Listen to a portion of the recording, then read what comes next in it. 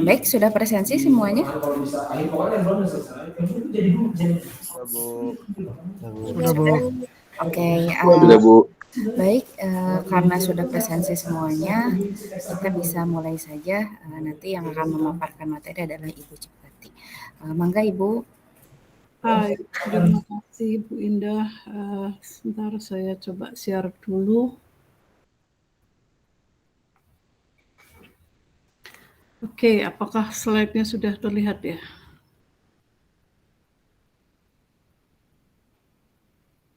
Oke.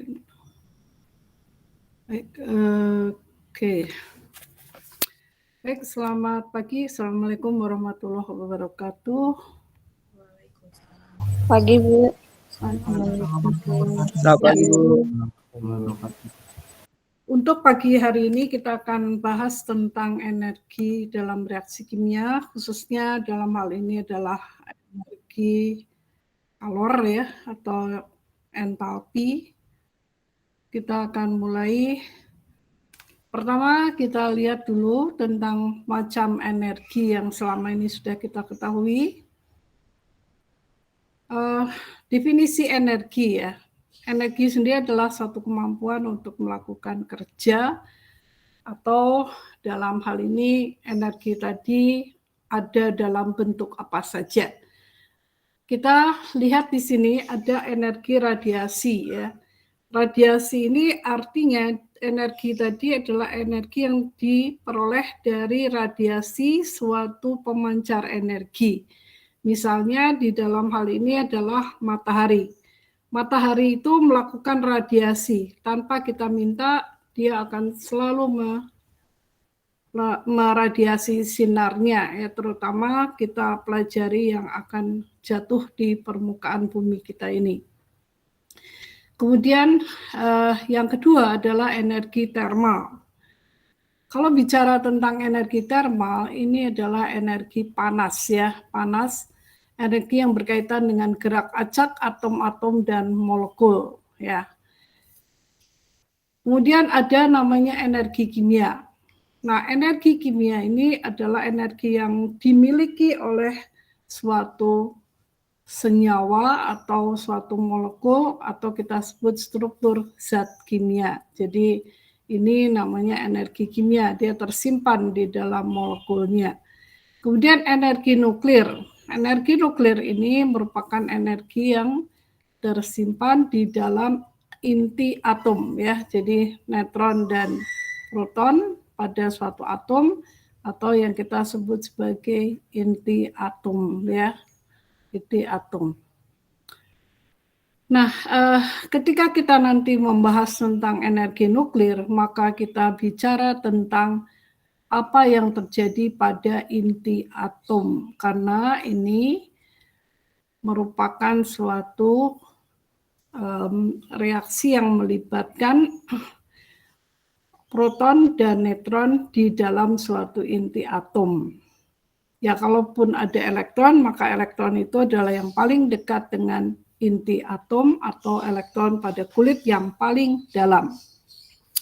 Kemudian yang berikutnya itu adalah energi potensial ya. Energi potensial adalah energi yang tersedia karena posisi suatu benda, atau kita katakan sebagai energi yang terkait dengan tempat ya. Jadi kalau kita berada di ketinggian tertentu, misalnya saja ini permukaan bumi, lalu kita berada pada ketinggian tertentu, maka kita punya katakanlah ini pada jarak tertentu, misalnya 10 meter gitu ya, maka ini ada energi, delta energinya sama dengan energi potensial ya. Jadi ini energi potensial yang di fisika juga sudah kalian dapatkan mengenai energi. Ada energi yang diperoleh dari suatu benda yang bergerak, yang kita sebut energi gerak atau energi kinetik ya, dan sebagainya. Jadi banyak macam energi, kita akan bahas yang mana, kita akan lihat satu persatu mana yang mulai akan kita bahas ya. Perubahan energi dalam reaksi kimia.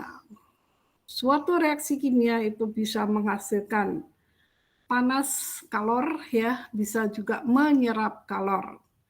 Nah, kalau kita lihat apa yang dinamakan kalor, maka kalor itu sendiri adalah perpindahan energi termal antara dua benda yang suhunya berbeda.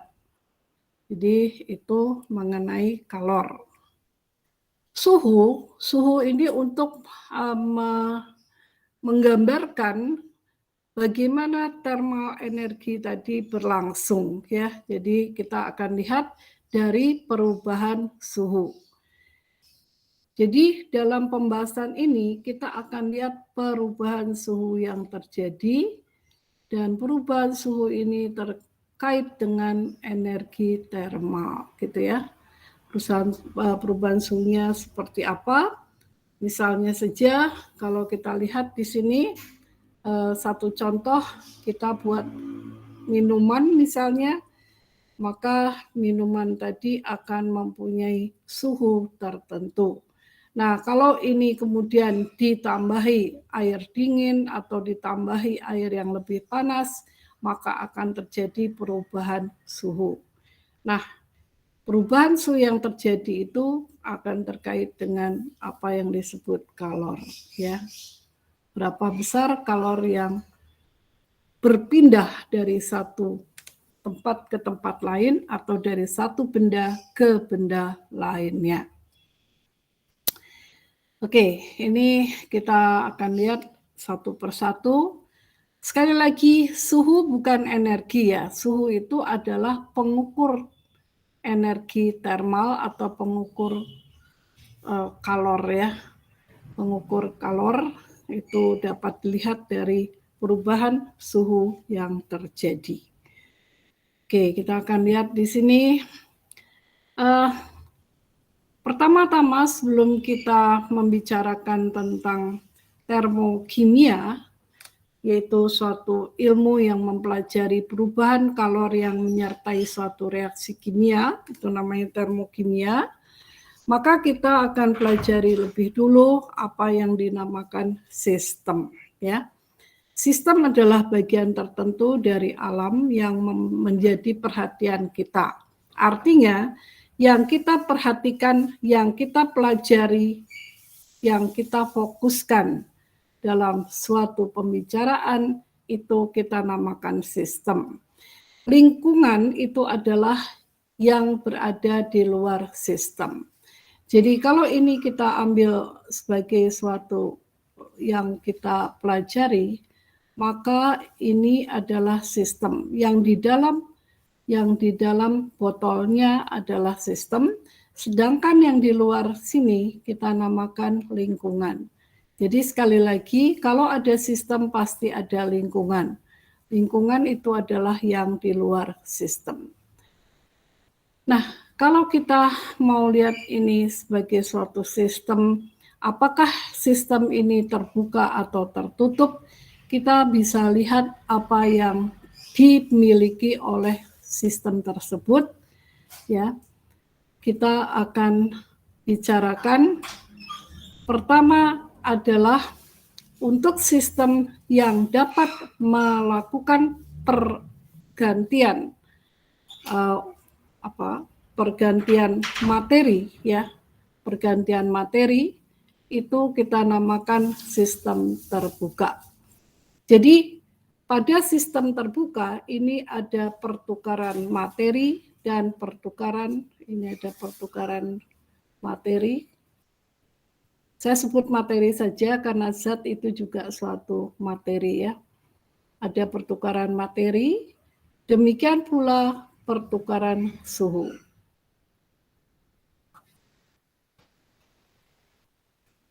Ya, pertukaran kalor yang menyebabkan terjadinya perubahan suhu baik di dalam ataupun di luar sistem yang kita pelajari. Nah, kemudian jika sistem terbuka tadi kita tutup, maka sekarang kita hanya dapat melakukan pertukaran kalor saja antara sistem dan lingkungan. Nah, sistem yang demikian kita namakan sistem tertutup, ya. Jadi sistem tertutup itu tidak bisa melakukan pertukaran zat atau pertukaran materi. Nah, kita tutup, tetapi melalui dinding dari sistem yang kita pelajari itu, maka kita bisa lihat bahwa pertukaran kalor masih bisa terjadi. Pertukaran kalor terjadi, tetapi di dalam sistem yang berikutnya ini tidak dapat terjadi pertukaran kalor, tak ada pertukaran kalor ataupun pertukaran materi, ya. Jadi di sini tak ada pertukaran kalor.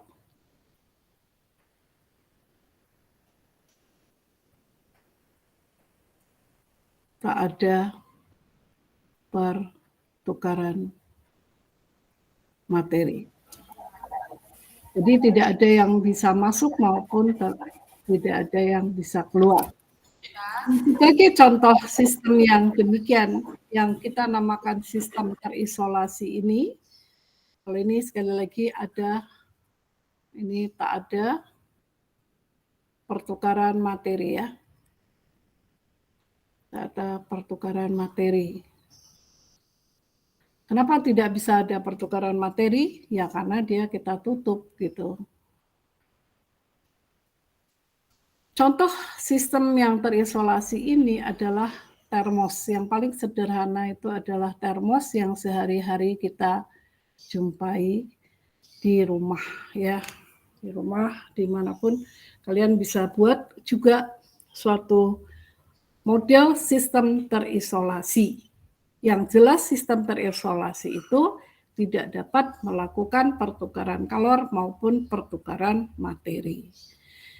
Ya, kemudian sistem tertutup ini bisa kita buat misalnya, ya contohnya botol yang kita tutup ini, kemudian gelas yang kita tutup, yang penting tidak ada pertukaran materi, kita sudah bisa katakan sistem tertutup. Meskipun masih ada pertukaran kalor, ya. Kalau dua-duanya dapat terjadi, ini terbuka, ya katakanlah botol terbuka ataupun gelas terbuka. Contoh ini saja sudah cukup.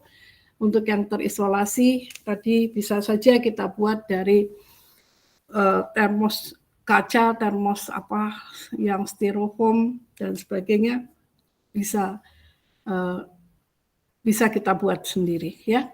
Jadi perpindahan massa dan energi sistem terbuka. Saya katakan massa tadi dengan materi, ya, karena materi itu bisa macam-macam dan materi itu pasti mempunyai massa, ya. Kemudian ini yang tidak terjadi perpindahan apa-apa. Oke, kalau sudah kita lihat atau kita pahami mengenai apa itu sistem dan apa itu lingkungan, maka kita akan bisa membahas satu persatu apa yang terjadi pada sistem dan nanti juga apa yang terjadi pada lingkungannya. Ya, sekarang kita akan lihat proses yang dinamakan proses eksoterm. Di sini kita bisa sebutkan proses eksotermik, tapi dalam bahasa Inggrisnya eksotermik gitu, ya. Dalam bahasa Indonesia ini sering dikatakan sebagai proses eksoterm saja. Ini nanti silakan kalian lihat istilah yang dipakai itu eksotermik dan endotermik atau eksoterm dan endoterm, ya. Oke. Nah, apa yang dikatakan proses eksoterm? Saya lebih suka menggunakan istilah eksotermik gitu, ya. Artinya dia akan menghasilkan kalor atau melepaskan kalor. Jadi kalau kita misalnya mempunyai suatu, katakanlah ini suatu tabung reaksi atau suatu wadah gitu, ya, suatu wadah. Kemudian kita lihat di sini di dalam wadah ini kita lakukan suatu reaksi misalnya, ya, satu reaksi, maka kita akan dapatkan reaksi tadi bisa menyerap kalor dari lingkungan, bisa juga dia melepaskan kalor ke lingkungan. Nah, yang melepaskan kalor ke lingkungan itu kita namakan eksotermik. Jadi kalau dari sini kita dapatkan ke sini kalor keluar sistem. Kalor keluar sistem itu akan menyebabkan suhu lingkungan bagaimana?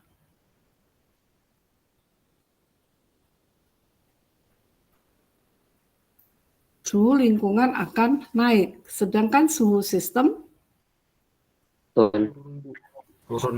ya sebaliknya ya. Oke. Nah, satu contoh yang kita lihat di sini adalah suatu reaksi. Kalau kita reaksikan H2 dan O2 itu akan menghasilkan energi, menghasilkan kalor ya, menghasilkan kalor.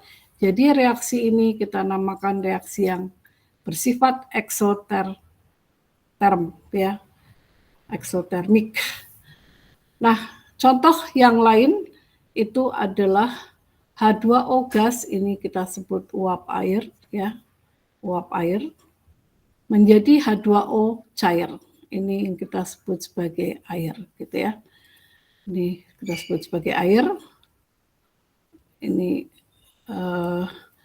energi akan dilepaskan.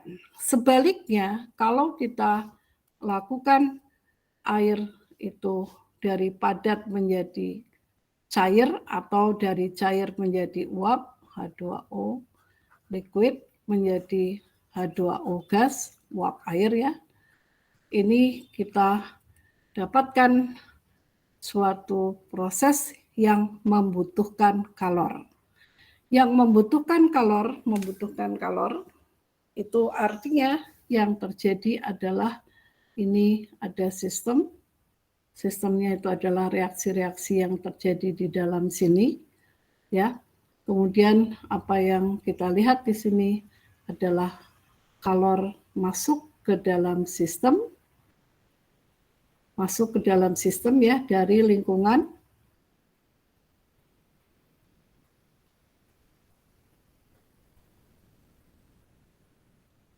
Maka kita akan lihat suhu lingkungan itu akan mendingin ya. Suhu lingkungan akan turun ya. Bagaimana dengan suhu sistem? Naik. Ya. Bertambah, Bu. Ya, sistemnya akan meningkat. Sistemnya, tapi ini yang kita rasakan itu apa? Yang kita rasakan adalah perubahan yang ada di lingkungan. Kalau kita pegang tabung ini ya, kemudian ada es batu menjadi cair, kita akan lihat akan kita rasakan apa yang kita rasakan pada jari-jari kita yang memegang, tangan kita yang memegang tabung itu akan terasa mendingin karena apa? Karena kalor dari tubuh kita dipakai untuk mengubah H2O padat menjadi cair atau H2O cair menjadi gas gitu ya. Pengertian itu harap bisa dipahami dulu. Jadi sekali lagi kalor harus disalurkan ke sistem oleh lingkungan, artinya perpindahan kalor dari lingkungan ke dalam sistem. Lingkungan itu yang mana? Sekali lagi yang di luar batas wadah ya, wadah di mana kita melakukan reaksi itu adalah batas antara lingkungan dengan sistem. Yang kita perhatikan atau yang kita pelajari itu adalah sistem, gitu ya. Oke, saya ya nanti minta saudara untuk mengamati dalam keseharian saudara apa yang terjadi dalam setiap peristiwa. Misalnya saja kalau kita ambil misalnya begini, air teh panas ya, air teh panas, lalu kita masuki gula, kita larutkan gula ke dalam teh tersebut, apa yang akan terjadi? Tehnya semakin panas atau tehnya mendingin?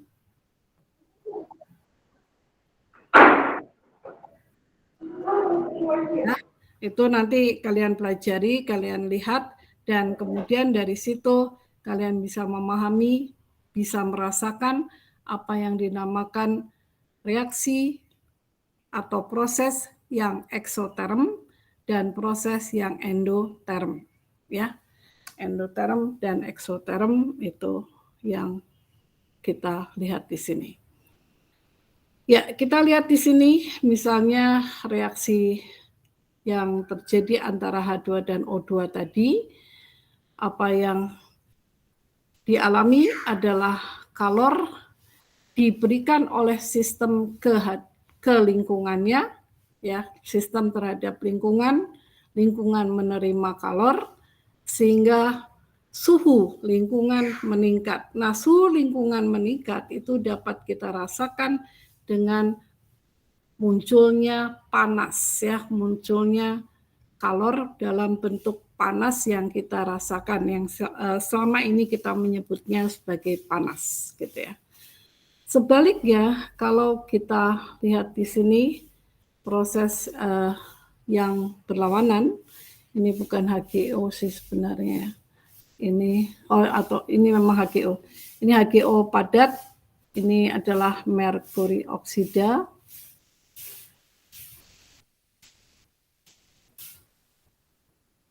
Ini mengalami penguraian, ya.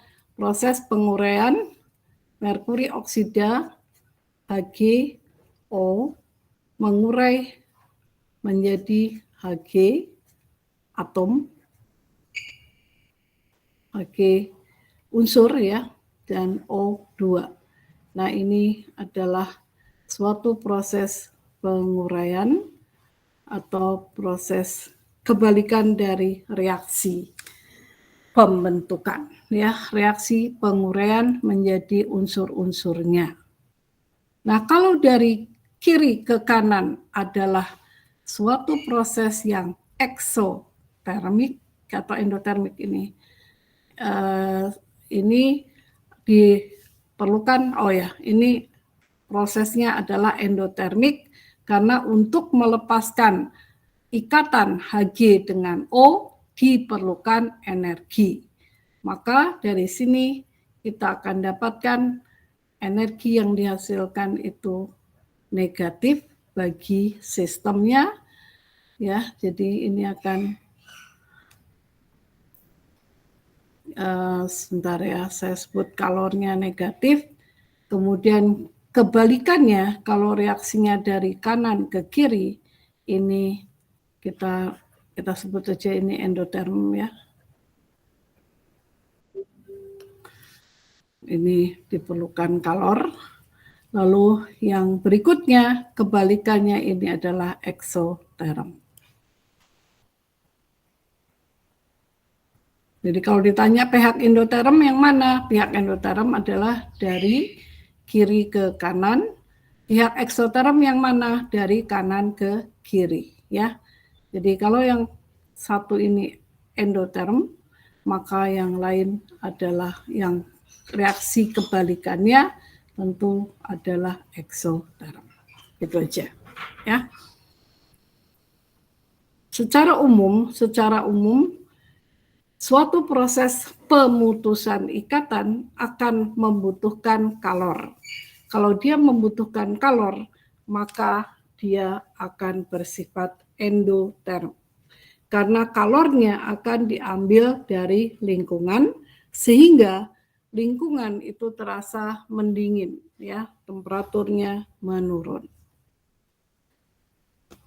Oke, itu ya. Nah, kemudian yang berikutnya ini tentang termodinamika.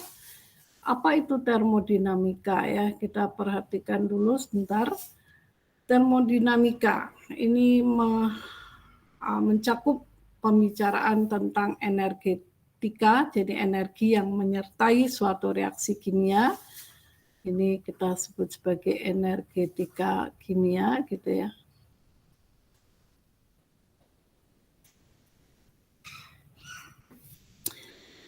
Kita akan lihat ada fungsi yang namanya fungsi keadaan dan bukan fungsi keadaan ya. Apa itu fungsi keadaan? Fungsi keadaan adalah sifat-sifat yang ditentukan oleh keadaan sistem terlepas dari proses tercapainya perubahan sistem tersebut ya. Jadi sekali lagi proses yang dimaksud proses ini adalah perubahan dari keadaan tersebut ya. Ini kita namakan proses. Jadi fungsi keadaan itu hanya bergantung kepada keadaan awal dan akhir saja. Hanya melihat keadaan awal dan akhir.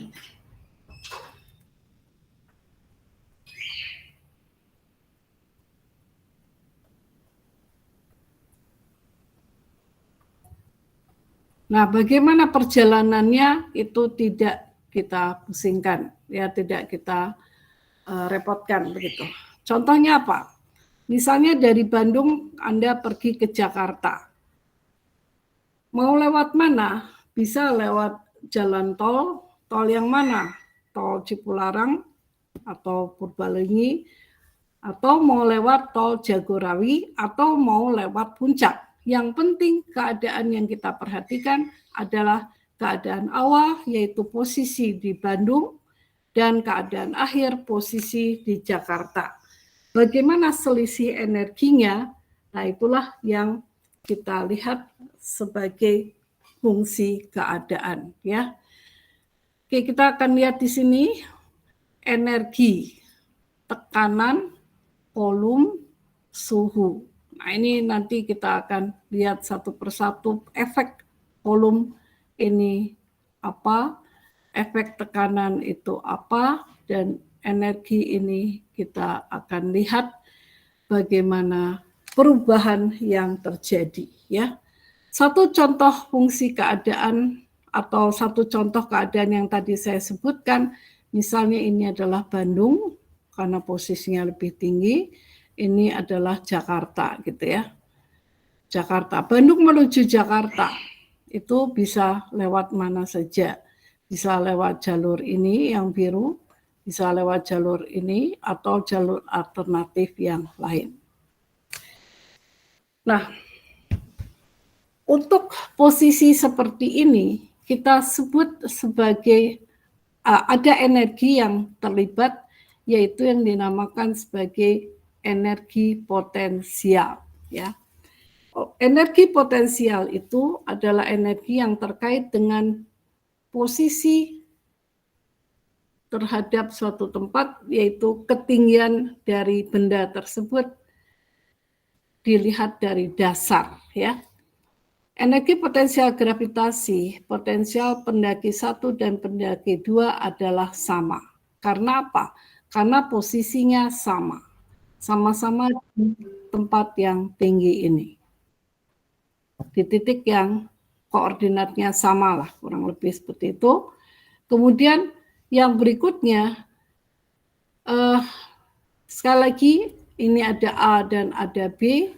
A dan B atau pendaki 1 dan pendaki 2 itu akan meluncur dengan jalannya masing-masing sampailah ke posisi yang tadi disebutkan, misalnya dari Bandung menuju Jakarta. Nah, lintasan yang diperoleh mana saja kita tidak masalah. Yang jelas kita mendapatkan adanya delta E. Delta E itu adalah sama dengan energi keadaan akhir dikurangi energi keadaan awal ya. Kita akan lihat berikutnya itu adalah tentang delta P. Delta P itu adalah, ini sekali lagi perubahan, di sini kita namakan perubahan energi. Yang ini namanya perubahan tekanan. Lalu ini adalah perubahan volume.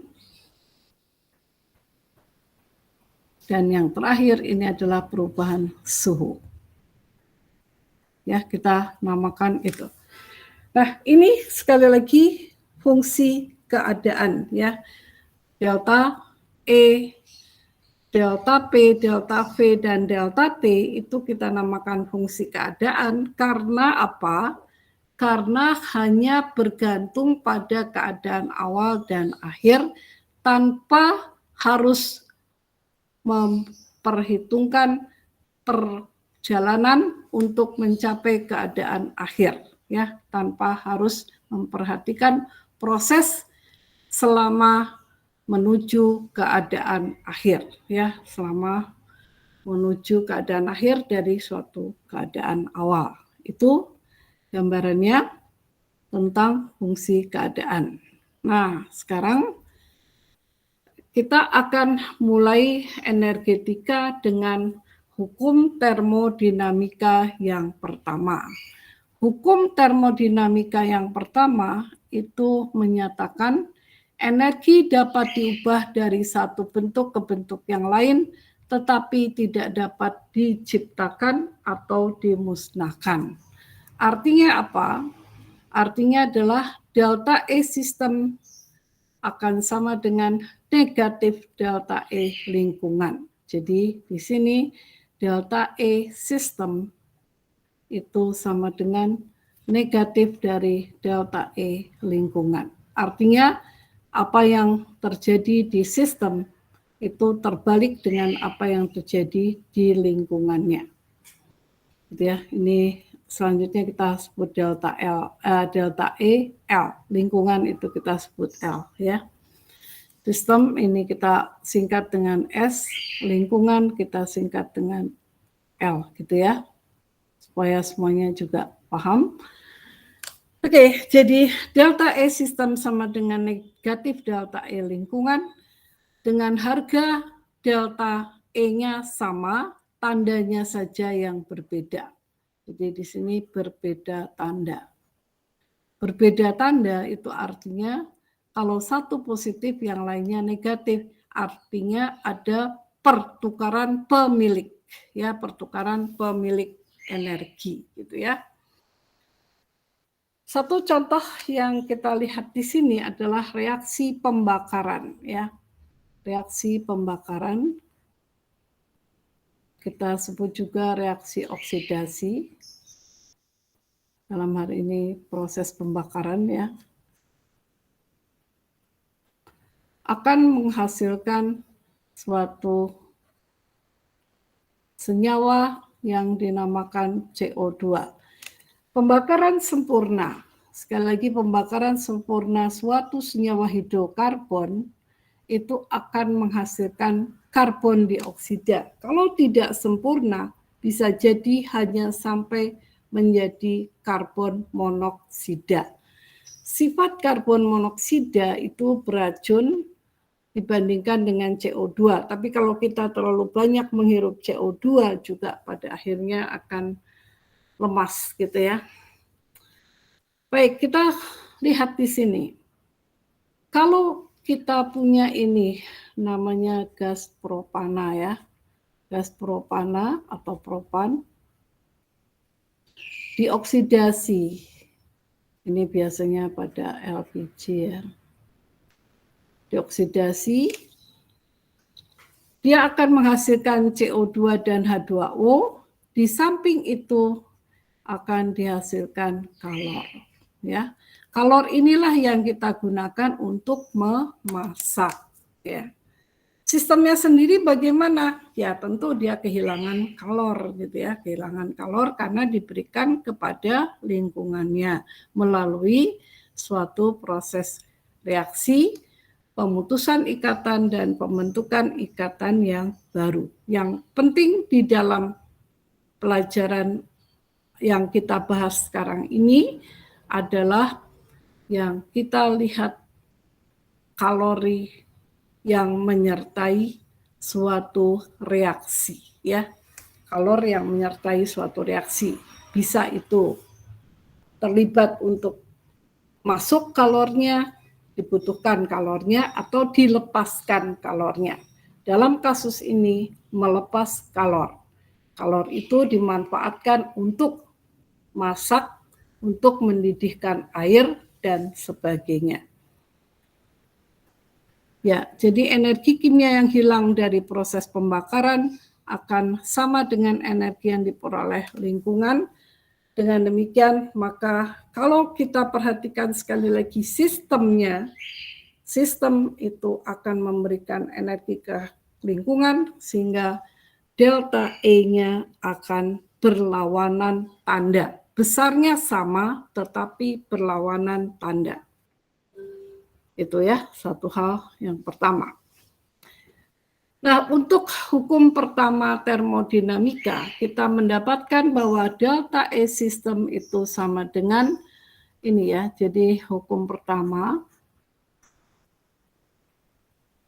termodinamika itu menyatakan bahwa delta E sistem ya, delta E sistem itu sama dengan Q ditambah W. Q itu apa? Q itu adalah kalor ya. Q itu kalor yang dipertukarkan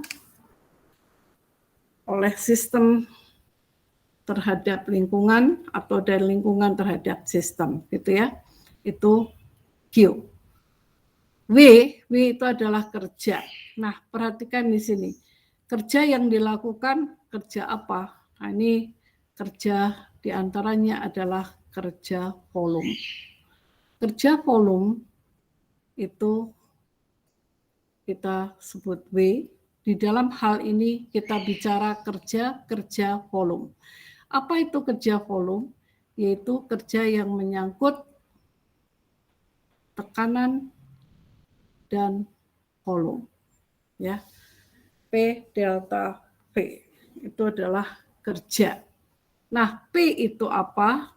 P itu adalah tekanan ya, tekanan yang kita sebut sebagai tekanan luar.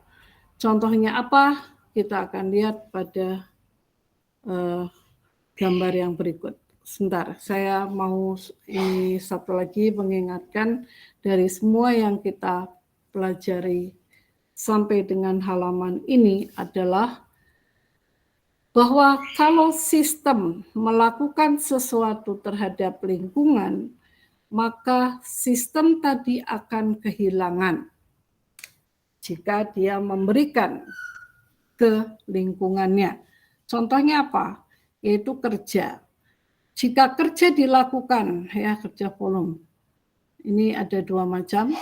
Yang pertama saya sebut saja di sini kerja volume. Ini ada dua macam. Satu, kalau sistem mengalami ekspansi.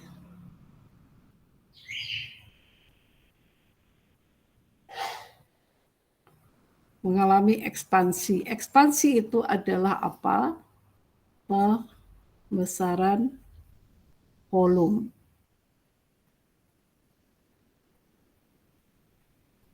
Maka kita katakan di sini kerja sistem itu bernilai negatif, maka kita namakan W itu sama dengan min P kali delta V, ya, mengalami ekspansi melawan tekanan luar, ya, tekanan luar sistem. Contohnya apa? Misalnya begini.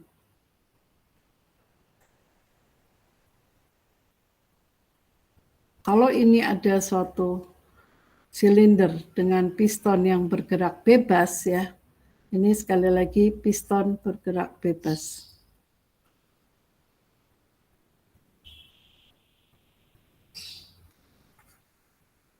artinya tidak ada gesekan gitu ya.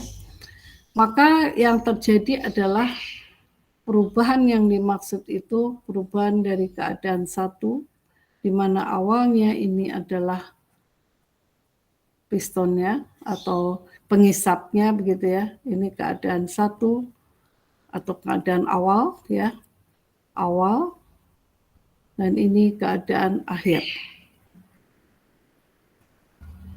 Kita lihat ada perbedaan yang dinamakan perbedaan apa, yaitu perbedaan volume. Ada delta V. Nah, ini terjadi karena ada pergerakan dari pengisap itu dari kiri ke kanan. Di luar ini ada tekanan yang namanya tekanan luar. Nah, tekanan luar itu adalah P yang dipakai dalam rumus W sama dengan min P kali delta V. Jadi, kalau sistem melakukan kerja, maka sistem itu akan kehilangan energi dan itu kita sebut sebagai bernilai negatif. Ya, jadi kerja sistem kerja ekspansi adalah bernilai negatif. Sebaliknya, yang kedua adalah sistem melakukan kompresi. Dan melakukan sih ya, dia mengalami kompresi. Kalau kompresi itu dari besar ke kecil atau kecil ke besar? V akhirnya terhadap V awal gimana? Ayo, kompresi. Besar ke kecil, Bu. Ya, dari besar ke kecil. Jadi V akhir lebih kecil daripada V awal. Nah, dengan rumus yang tadi kita pakai, yaitu W sama dengan min P delta V, maka harga W akan bagaimana? P ini P eksternal ya, saya tulis saja P eksternal, P luar atau P eksternal.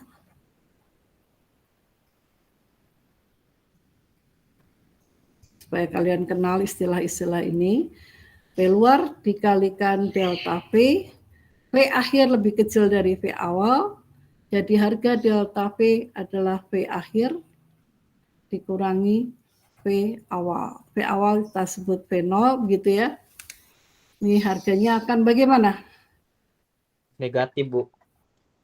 Negatif V-nya, tetapi dengan negatif di depan tanda ini, maka harga W Jadi positif. ya, W menjadi positif. Positif. Ya. Jadi kalau sistem mengalami kompresi, W akan positif. Sistem mengalami ekspansi, W akan negatif. Ya. Jadi W sama dengan min P kali min P eksternal kali delta V dengan V akhir akan lebih besar dari V awal. Maka di sini kita bisa simpulkan bahwa W akan berharga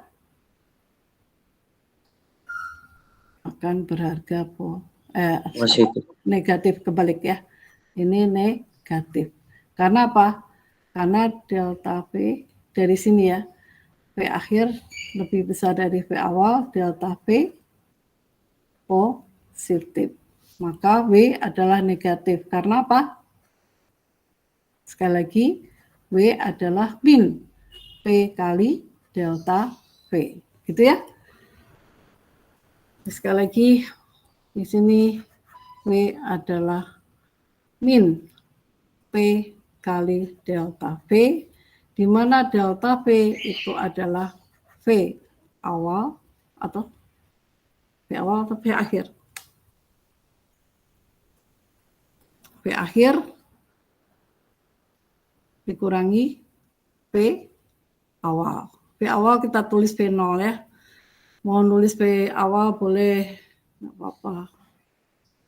Atau yang kita sebut sebagai P0 dari dalam hal ini.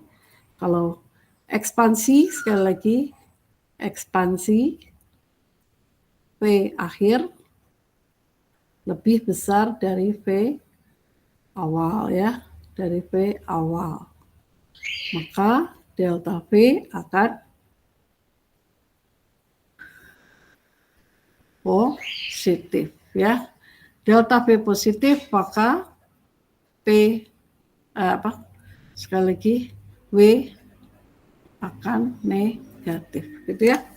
Nah ini kita bisa lihat di dalam kesimpulan yang kita dapatkan tentang kerja. Sekali lagi ini kerja untuk sistem yang mengalami ekspansi dan kompresi. Work done by system on the surrounding. Jadi apa yang terjadi di sini, sistem melakukan kerja. Sekali lagi kerja di sini adalah kerja volume.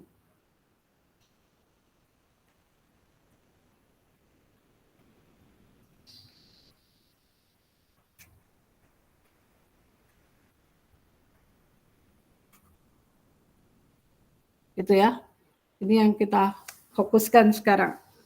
Nah, sekarang bagaimana dengan heat? Heat itu kalor ya. Kalor Q. Heat itu adalah Q ya. Kalau diserap dari lingkungan masuk ke dalam sistem, maka yang terjadi adalah harga Q akan positif ya. Positif. Q positif. Artinya Q lebih besar dari 0. Sebaliknya, kalau kalor dari sistem diberikan kepada lingkungan, maka kita akan mendapatkan harga Q itu negatif atau Q itu lebih kecil dari 0. Gitu ya. Untuk mudahnya begini, kalau kita melakukan sesuatu, kita itu sebagai sistem ya, kita sebagai sistem melakukan sesuatu keluar, maka kita merugi gitu. Dalam istilah milik kita itu berkurang. Baik itu dalam bentuk kerja maupun dalam bentuk kalor. Itu yang paling mudah kita ingat. Kalau kita keluarkan, kita serahkan kepada lingkungan, akan bertanda negatif. Kalau kita menerima, kita semakin kaya, maka nilainya positif. Itu yang mudah kita ingat untuk nilai positif dan nilai negatif, baik kalor maupun kerja. Mungkin di fisika ini agak berbeda tanda, tapi maknanya sebetulnya sama sih. Ujung-ujungnya nanti akan sama begitu ya. Hanya ini yang perlu kita perhatikan ketika kita mempelajari kerja dan kalor dalam mata kuliah kimia atau dalam pandangan kimia, itu terbalik dari yang fisika. Jadi hati-hati di situ ya. Itu aja peringatan dari saya untuk kalian ya. Ada pertanyaan?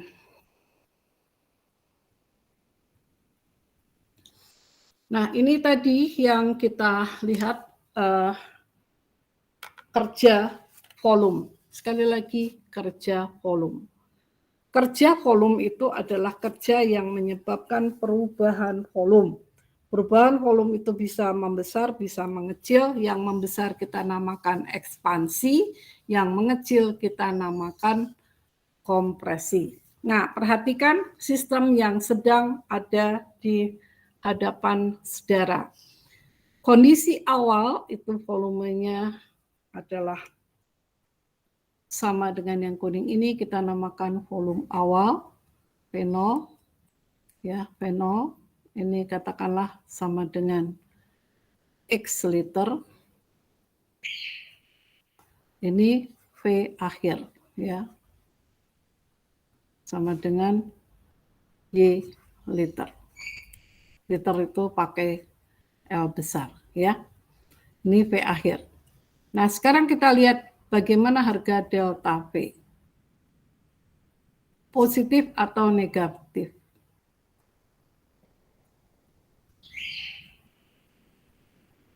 Ini harganya positif ya. Positif. Ya, maka W, sekali lagi W itu rumusnya min P kali delta V. Delta V. Ya, minus P delta V, jangan P delta V ya, minus P delta V. Sehingga kita akan mendapatkan nilai delta V itu positif, harga kerja akan negatif, gitu aja. Kecil dari nol. Ya, kenapa kita katakan kerja volume? Karena kerja ini menyebabkan perubahan volume. Sekali lagi saya ingatkan di sini adalah kerja volume. Nah, tekanan ini adalah tekanan udara luar. Ini sistemnya terbuka atau tertutup? Coba saya mau uji saudara, sistem ini sistem terbuka atau sistem tertutup?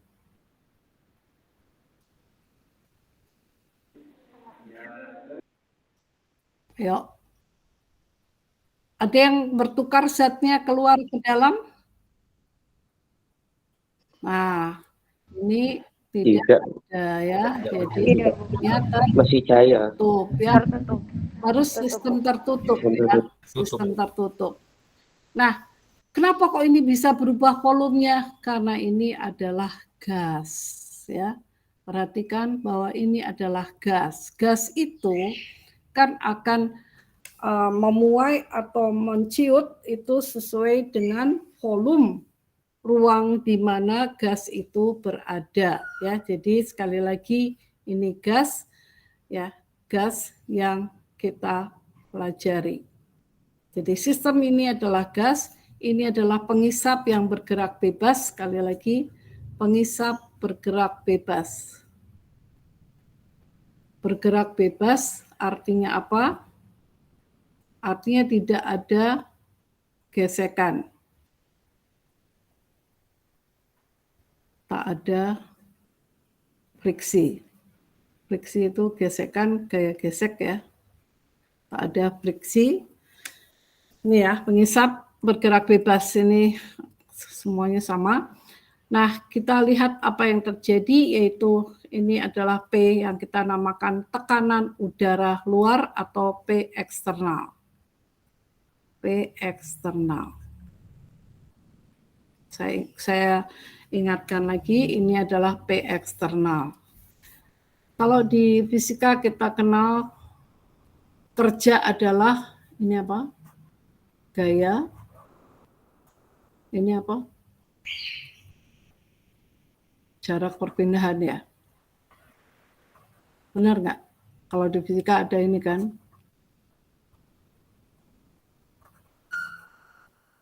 Gitu kan ya? Nah sekarang yang ini sekali lagi adalah suatu kerja volume. Oke. Nah kerja ini bukan merupakan fungsi keadaan, jadi tidak ada delta W sama dengan W akhir dan awal, dikurangi awal, tidak ya. Jadi sekali lagi bukan sistem keadaan. Dia akan bergantung bagaimana pencapaian keadaan akhir dari sistem tersebut. Ya, jadi cara menempuh sampai tiba pada kondisi akhir itu akan mempengaruhi harga delta kerja atau mempengaruhi nilai kerja. Oke, itu. Sekarang kita akan coba lihat ya. Suatu sampel gas nitrogen, volumenya memuai dari, kita coba lihat dari sini. Saya ambil sistemnya seperti ini saja. Ini keadaan 1 dan keadaan akhir.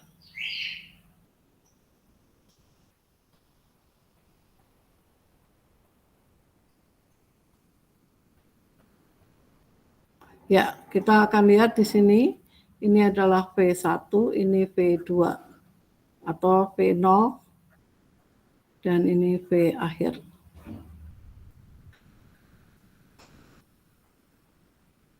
Kita sebut volume akhir VA. Oke, nggak apa-apa, kita sebut V1, V2 ya.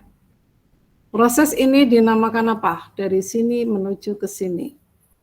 X, sekali lagi namanya apa? Ekspansi. Karena terjadi pemuaian, memuai itu membesar volumenya. Memuai, jadi ini prosesnya kita namakan ekspansi gitu ya.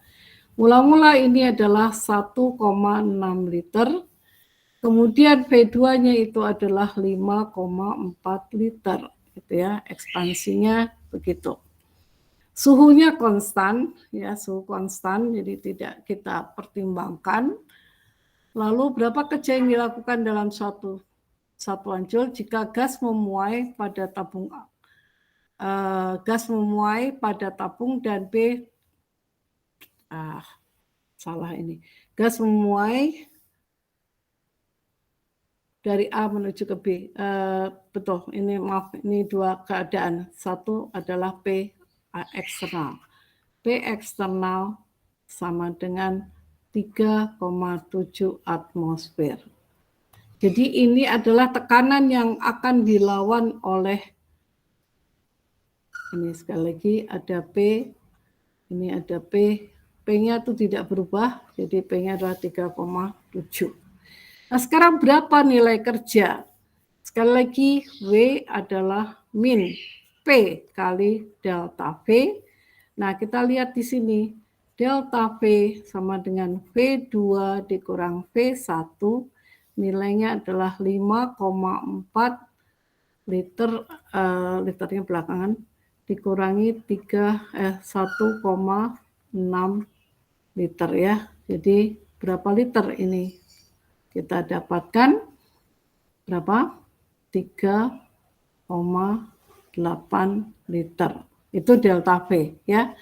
Sedangkan P itu tadi 3,7 atmosfer, berarti ini sama dengan min 3,7 atmosfer dikali 3,8 liter ya. 3,8 liter ini menghasilkan angka minus 3,7 kali 3,8, kalkulator saudara bisa hitung, satuannya adalah liter atmosfer. Nah, sekarang kita harus konversikan 1 liter atmosfer itu berapa joule. Gimana mau cari 1 liter atmosfer itu berapa joule? Kita bisa lihat faktor konversi dari sini ya, yaitu kalau kita lihat tetapan gas. Gas itu kan ada 0,082 liter atmosfer, R-nya ya, mol min 1, Kelvin min 1. Kalau dalam joule berapa? 8,314 joule mol min 1, Kelvin min 1, gitu ya. Jadi kita bisa konversikan ini tadi hasilnya ini adalah berapa ini? Minus 14,1, satuannya adalah liter atmosfer. Kemudian dari sini kita akan lihat joule. Jadi 1 liter atmosfer itu sama dengan, dari sini ya, dapat kita peroleh 1 liter atmosfer nilainya sama dengan 101,3 joule. Ya betul. Joule-nya kita pakai J saja. Dan dari sini kita akan mendapatkan harga konversinya adalah sekian. Ya. W itu sama dengan min 14,1 liter atmosfer sama dengan 14,1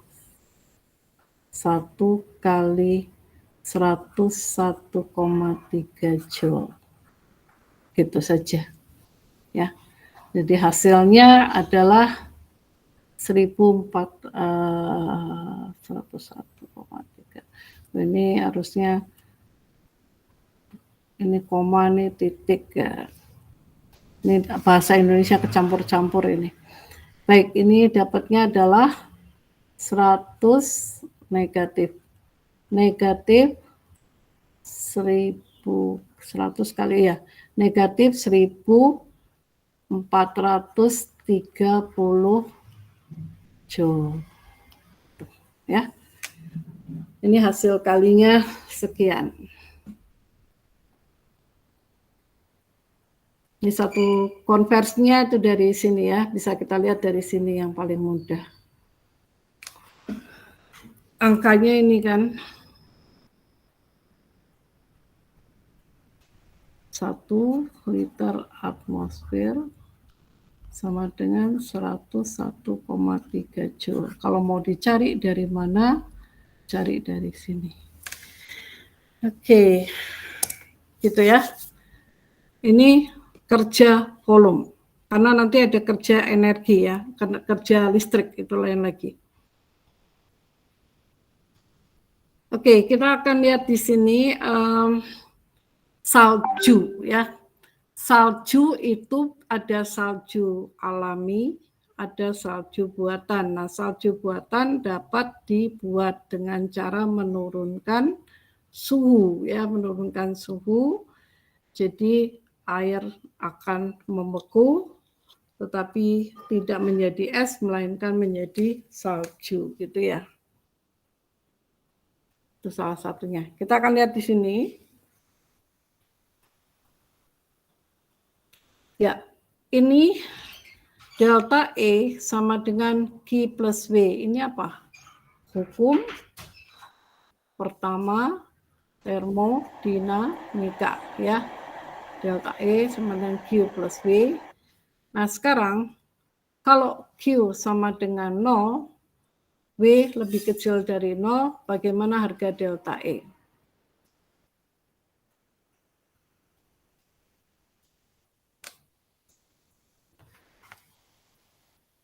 Oh ya, ada buku yang menggunakan delta E tadi sebagai delta U. Ya, boleh juga nanti kalau kalian lihat ada di buku itu delta U, maksudnya sama, yaitu perubahan energi dalam. Perubahan energi dalam. Baik, kita akan lihat di sini.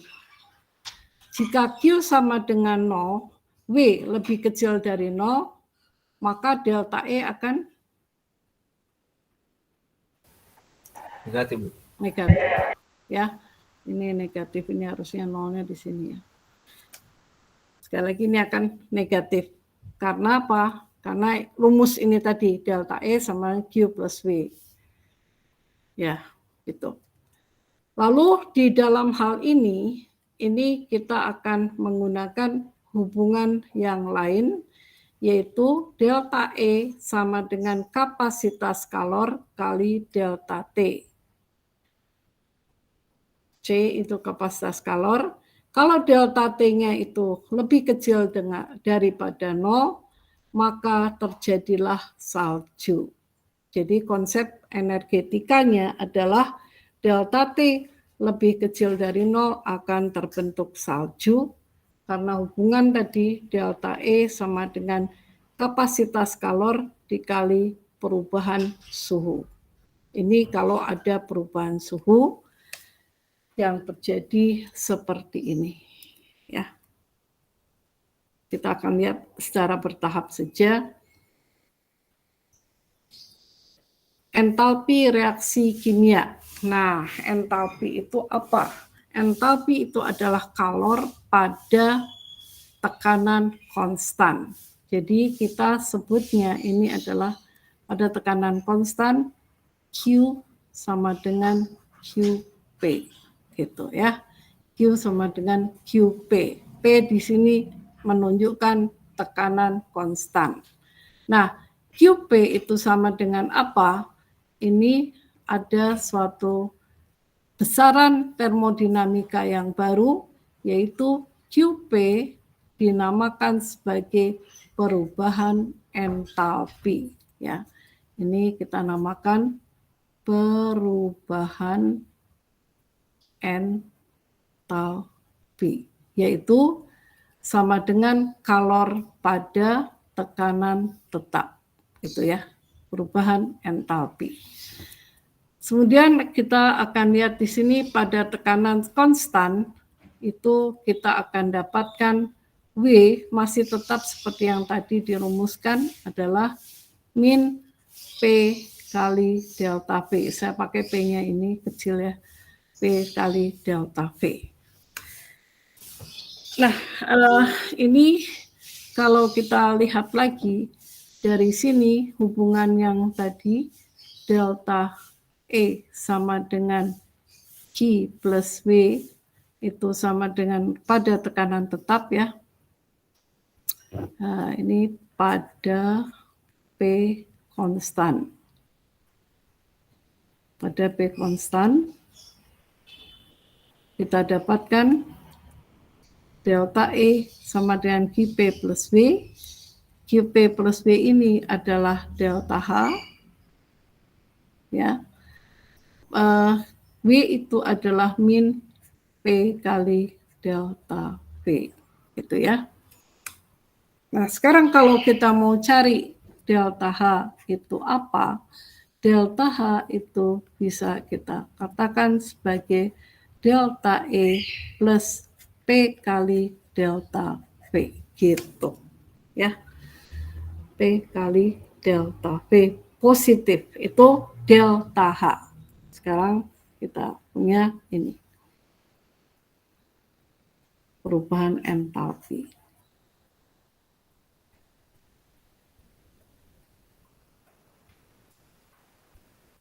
Jadi besaran termodinamika yang kita tahu sekarang ada dua, yaitu ini perubahan energi dalam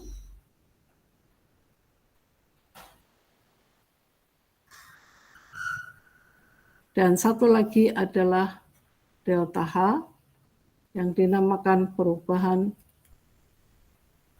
entalpi. Ya, pelan-pelan saja konsep ini coba dipahami. Oke, itu. Nah, kita lihat sekarang kalau kita punya ini adalah V1, ini V2, ini adalah delta V. Delta V itu adalah V2 min V1, ya.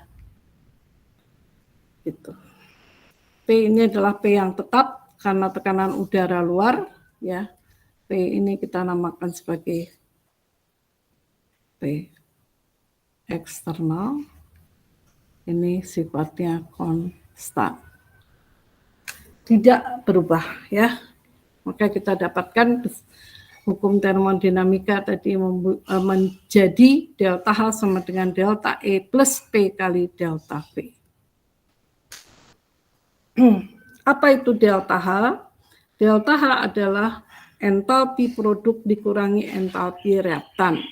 Tetapi entalpi masing-masing itu, baik itu produk maupun reaktan, tidak kita hitung, tidak bisa kita hitung. Yang kita hitung hanyalah perubahan entalpinya saja. Jadi sekali lagi, delta H atau perubahan entalpi dapat kita ukur, tapi entalpi masing-masing tidak kita ukur, ya. Kita tidak mempermasalahkan berapa besarnya, yang kita permasalahkan hanya perubahan yang terjadi. Oke, kita ambil contoh di sini. H2 plus O2 menjadi H2O, jadi ini adalah reaksi pembentukan, ya. Delta H-nya kita namakan delta H pembentukan. Nah, dia akan bersifat eksotermik, yang sebaliknya tentu akan bersifat endotermik. Demikian pula dengan yang di sini. Di sini ini namanya delta H penguraian. penguraian atau dalam hal ini disosiasi ya.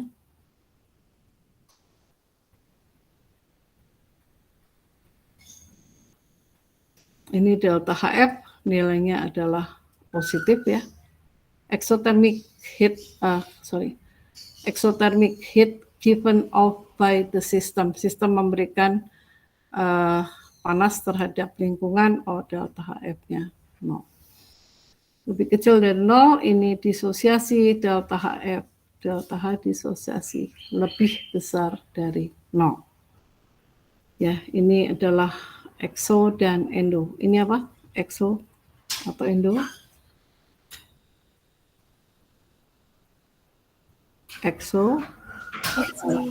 Ya. Ini endo ya.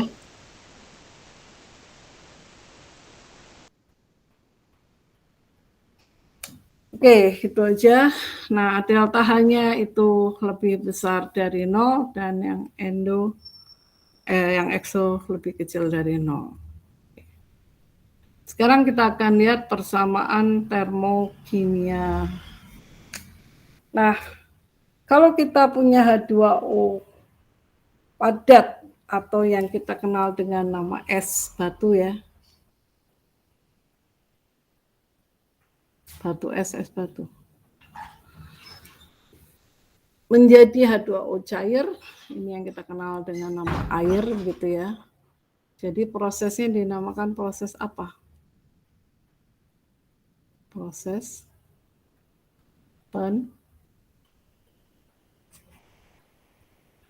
pencairan atau peleburan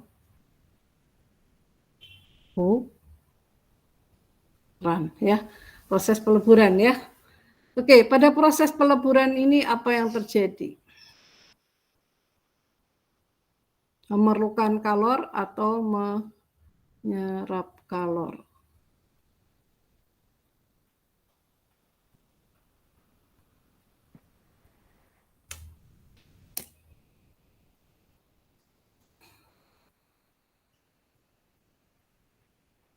Ayo. Memerlukan kalor ya. Memerlukan kalor. Dalam hal ini berapa besarnya? Yaitu 6,01 kilojoule per mol. Kilo ya, kilojoule. Atau 6.010 ya, 6.010 joule per mol. Ingat ini ya, satuan kilojoule. Karena besar jadi pakai kilo. Untuk proses peleburan 1 mol es ini berapa? Yaitu 18 gram. Ya. Jadi bisa saudara bayangkan apa yang terjadi untuk melelehkan 18 gram es, kebayang ya, 1 butir es batu itu ya, membutuhkan 6.010 joule. Gitu ya. Itu yang dimaksud. Proses ini proses eksoterm atau endoterm? Yo.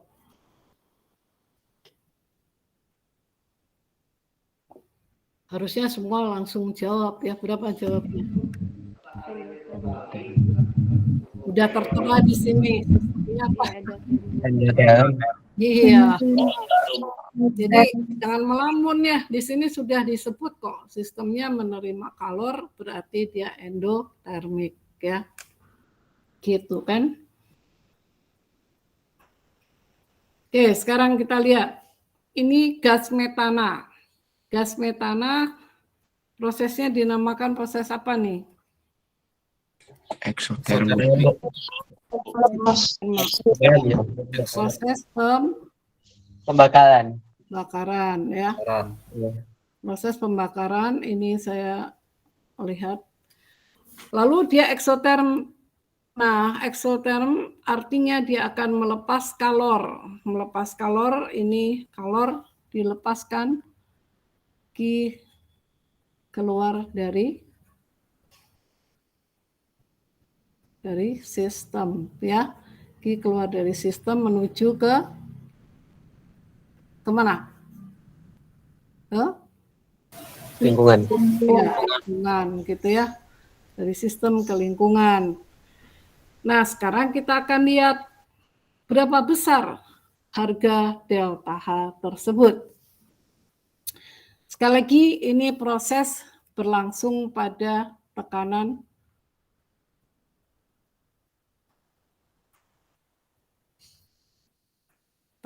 tetap. Ya, pada tekanan tetap.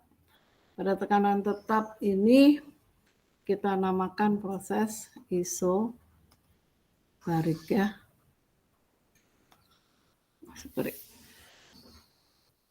Nah, kita akan lihat di sini apa yang terjadi.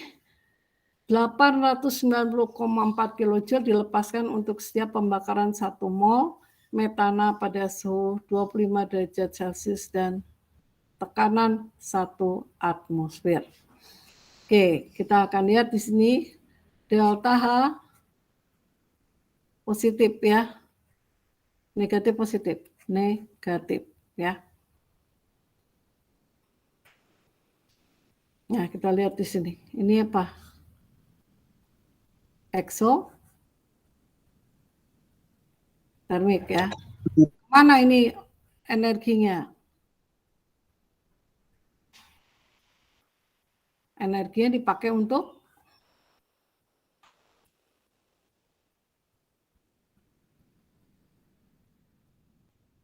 apa?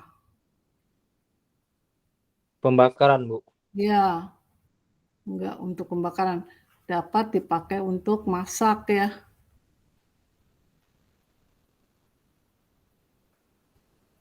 Atau untuk melelehkan, ya untuk apa aja lagi. Dan lain-lain. Gitu ya.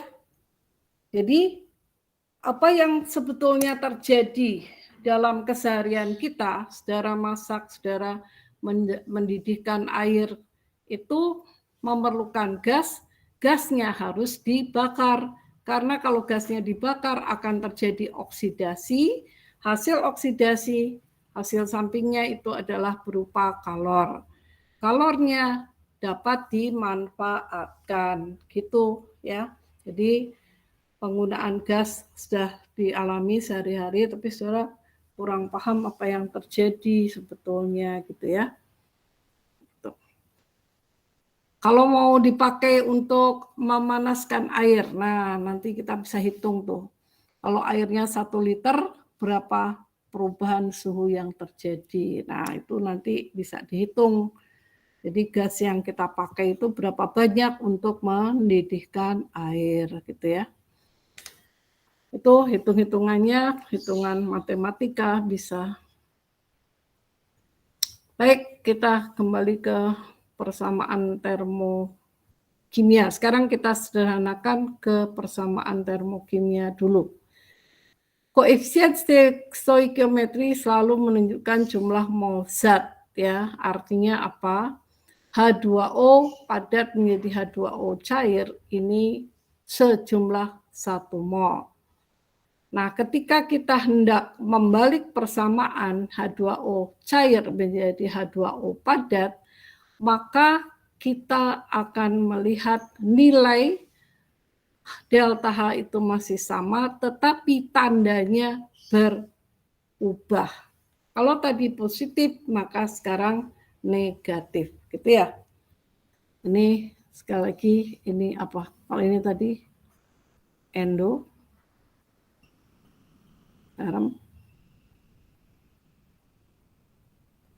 Ini proses yang eksoterm. Ya.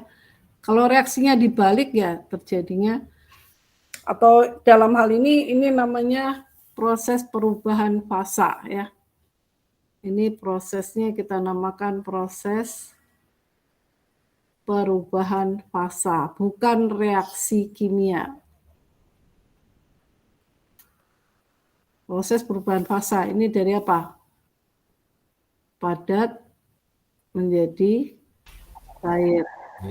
Cair. Ya. Padat menjadi cair, bisa juga apa? Saya menjadi gas. Ya, cair menjadi gas. Nah, ini semuanya sifatnya adalah endoterm ya. Endoterm. Perubahan fase yang lain adalah dari padat. Oh, ini tadi padat menjadi cair, ini salah. Yang ini dari cair menjadi padat. Ini juga perubahan fase ya.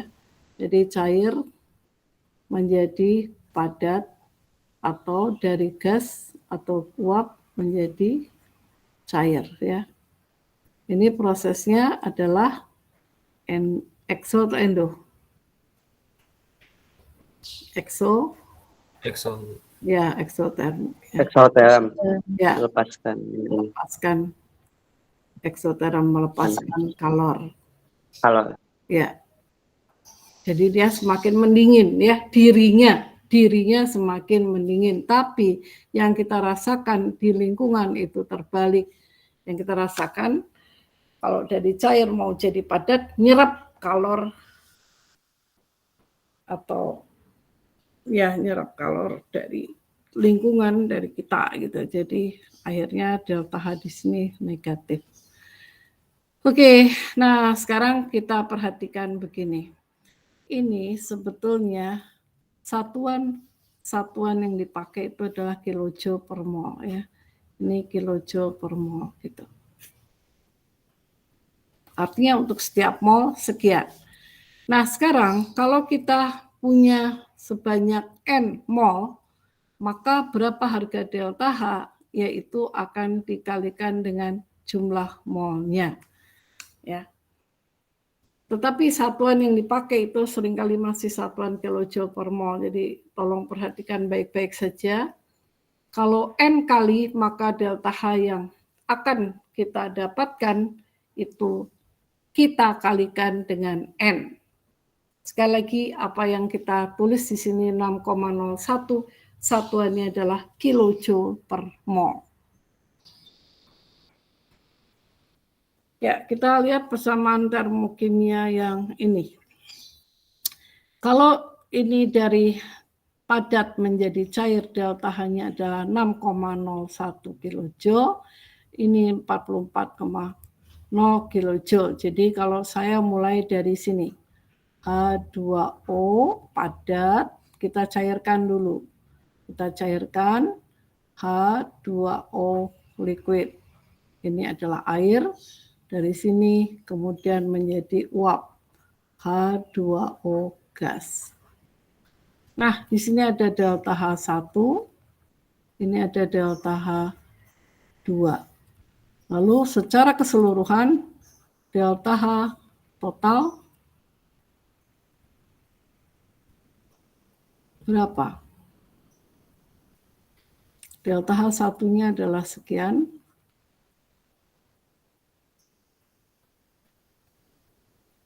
Ya, berapa? Delta H1 ditambah delta H2. Jadi, kalau saudara punya es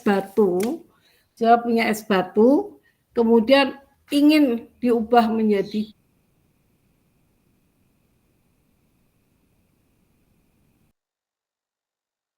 adalah sama dengan perubahan entalpi dari padat ke cair ditambah dengan perubahan entalpi dari cair menuju gas, gitu ya.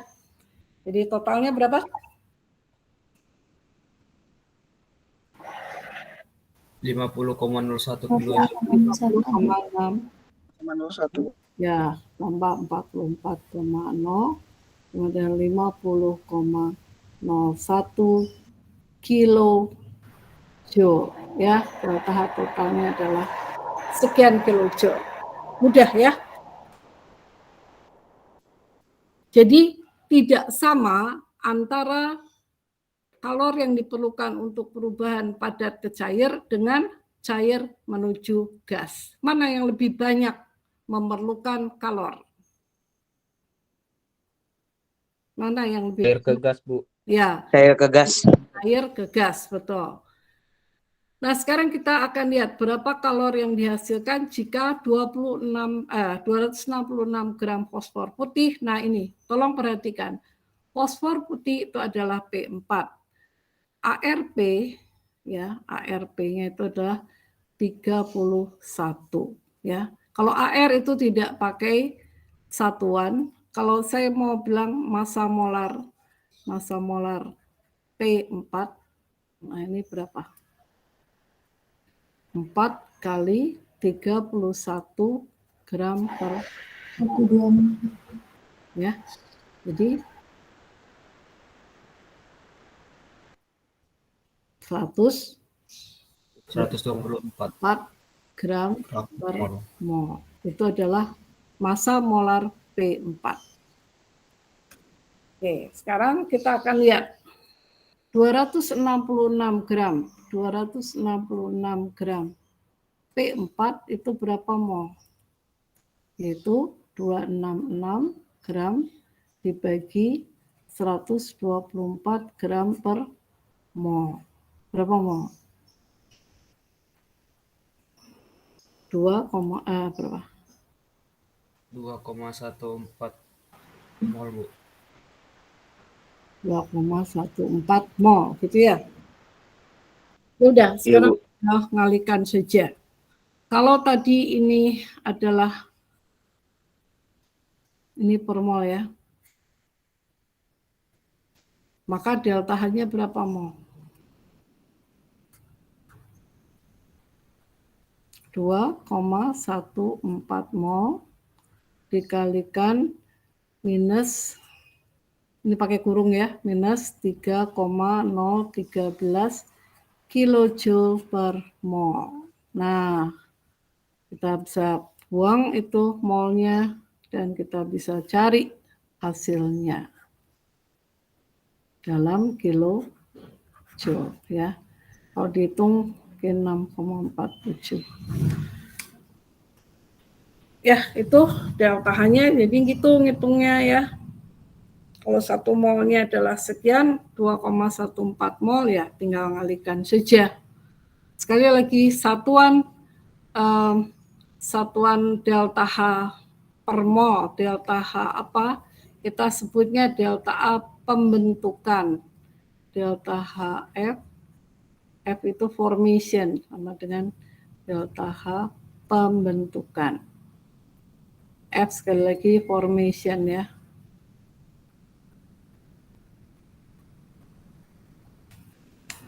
Delta HF pembentukan apa?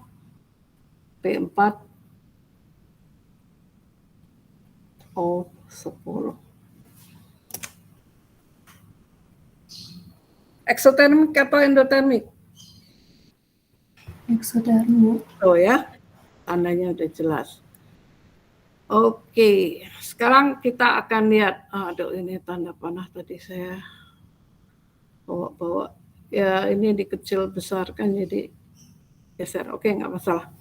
Kita akan lihat di sini. Jadi reaksi yang kita punya, sekali lagi reaksi yang kita lihat adalah 2Na ini padat direaksikan dengan H2O. Ini jangan dikerjakan di rumah percobaan ini ya, karena ini sangat eksotermik.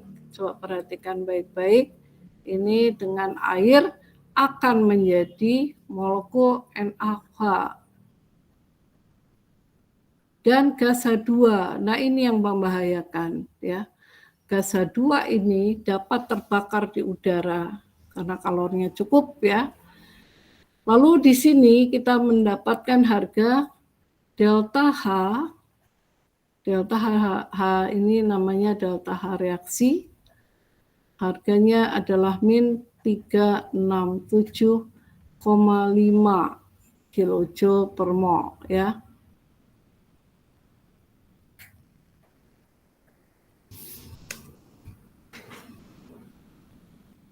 Nah, kita akan lihat di sini apa yang terjadi.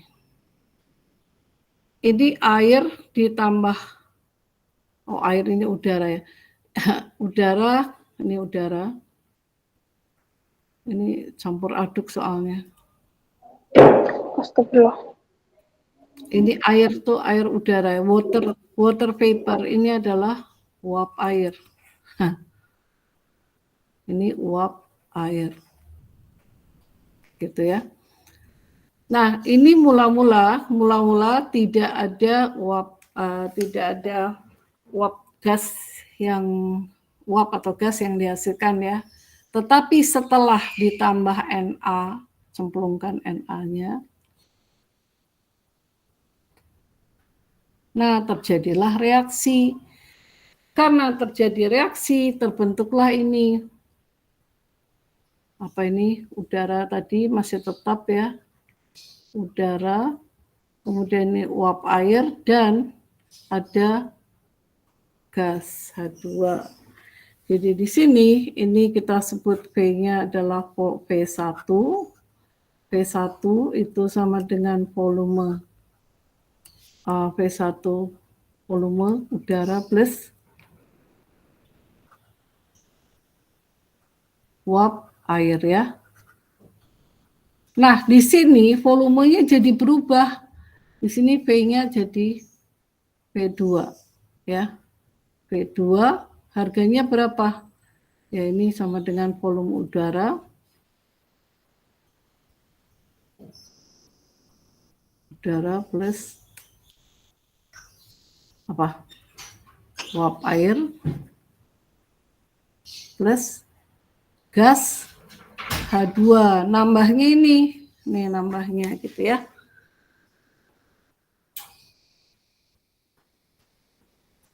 Nah, di sini kita mendapatkan untuk 1 mol H2, ini sekali lagi, ini 1 mol H2.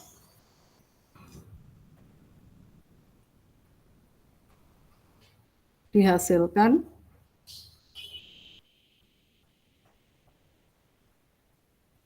dengan delta H 367,5 kilojoule per mol ya. Nah, kemudian di sini ada volume, namanya volume molar. Volume molar H2 pada 25 derajat Celcius 1 atmosfer. Tekanan udaranya 1 atmosfer gitu ya. Berapa? Yaitu sama dengan 24,5 liter per mol. Nah, itu yang kita lihat ya. Jadi, di dalam hal ini kita akan mendapatkan nilai kerja. Nilai kerja W sama dengan min P kali delta V. Kenapa bisa ada W? Karena di sini ada delta V ya. Delta V-nya berapa? Kita bisa lihat di situ. Karena 1 mol H2 ya. Karena 1 mol H2 jadi di sini delta V sama dengan kita lihat di sini dulu ya. Titik, lalu kita lihat delta V sama dengan 1 mol kali 24,5 liter per mol. Ini delta V, ini sama dengan apa? Itu sama dengan, saya tulis di sini, ini adalah pH2 yang dihasilkan. Gitu. Berapa harganya? Ya ini tinggal kita dapat 1 mol 24,5 liter gitu. Itu delta V. Jadi W-nya berapa? W-nya sama dengan min 1 atmosfer ya dikali 24,5 liter alias 24,5 liter atmosfer gitu. Berapa itu? Ya, itu tinggal kita lihat aja. Min 24,5 liter atmosfer dikali berapa tadi? 101 ya, 0,3 ya. 101,3 apa? Joule per liter atmosfer, Bu. per liter atmosfer. Nah, udah. Jadi tinggal kita coret saja liter atmosfernya, selesai sudah ya. Ini liter atmosfernya hilang, jadilah dalam joule. Gitu ya.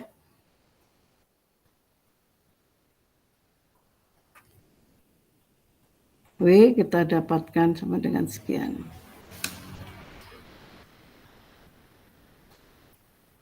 Jadi berapa W-nya? Di sini kalau dihitung-hitung dapatnya ini. Minus 2,5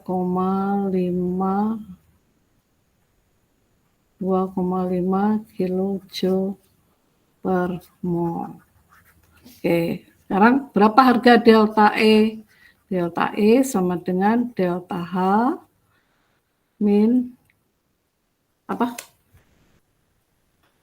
Min P delta V atau delta H plus W ya. Jadi ini jatuhnya berapa? Delta H? Ini kan? Delta H-nya adalah min 367,5 kilojoule per mol. W-nya berapa? W-nya adalah negatif ya. Negatif tadi 2,5 kilojoule per mol. Ingat satuannya harus disamakan ya. Kalau kilojoule, kilojoule semua. Kalau joule, pakai joule semua ya.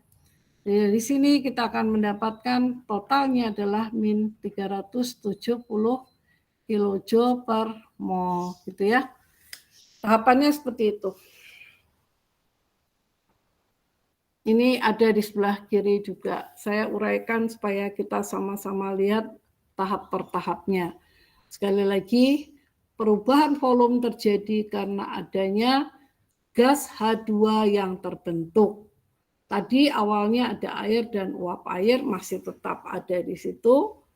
Dan kemudian sekarang ada perubahan volume karena terbentuknya gas H2.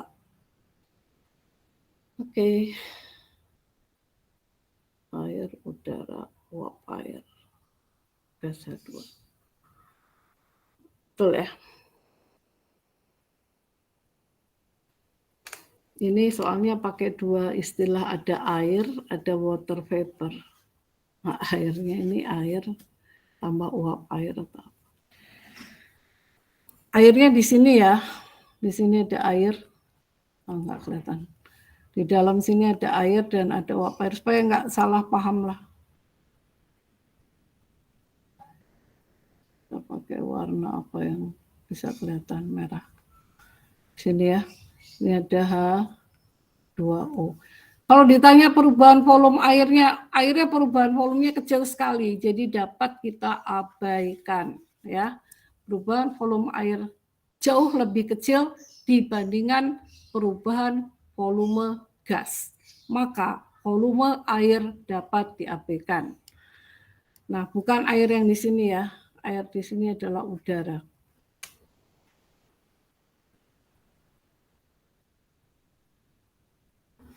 Gitu. Sekarang kita akan bicara soal kalorimetri. Kalorimetri ini adalah cara perhitungan kalor dengan menggunakan alat. Di sini kita lihat apa yang pernah saudara dapatkan pada waktu membicarakan kalor suatu proses pemanasan ya.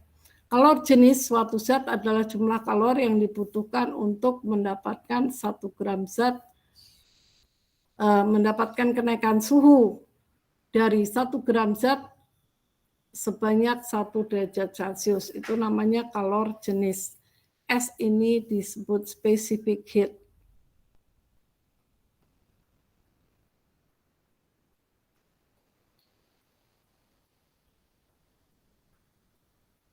karena itu ditulisnya S gitu ya. Lah, ada yang namanya kapasitas kalor. Kapasitas kalor itu adalah C. C ini kalau pada tekanan tetap itu kita namakan CP, pada volume tetap kita namakan CV. Oke, kita bahas nanti pada kasus tertentu kita akan pakai CV, tapi dalam kasus kalorimetri ini sekali lagi yang kita pakai adalah CP. CP itu adalah kapasitas kalor pada tekanan tetap. Kapasitas kalor adalah suatu zat, kapasitas kalor dari suatu zat adalah jumlah kalor yang dibutuhkan untuk menaikkan suhu sebesar 1 derajat Celcius untuk sejumlah zat. Oke, kita akan lihat ini apa, M itu adalah massa, S itu adalah apa tadi? Kalor spesifik.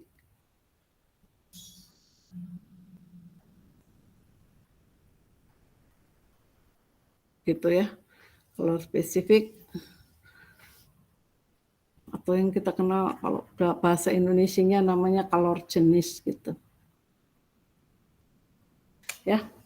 Jadi M ini massa, S ini adalah kalor jenis. Ini sekali lagi specific heat atau kalor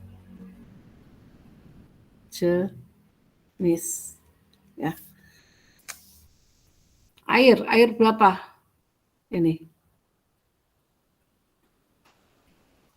Ya, kita akan lihat di sini bagaimana harga Q.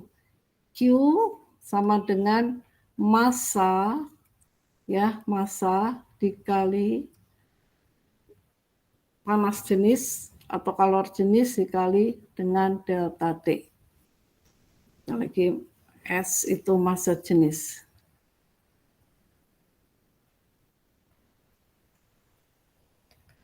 M itu massa zat. Delta T adalah perubahan suhu. Delta T itu adalah T awal akhir atau akhir awal.